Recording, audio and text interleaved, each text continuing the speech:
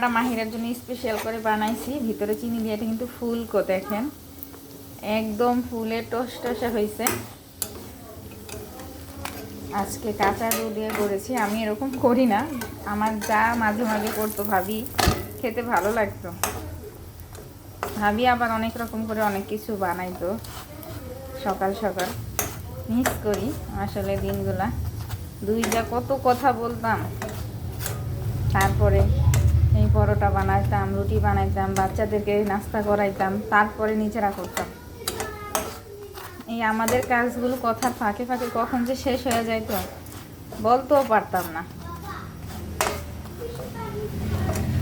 অনেক কথা বলেছি। আমার যাটা মাশাআল্লাহ অনেক ভালো, মানুষের নজর না লাগুক আর এরকমই থাকুক সব সময়, এই দোয়াই করি আমি। মিস ইউ ভাবি, আপনাকে অনেক মিস করি।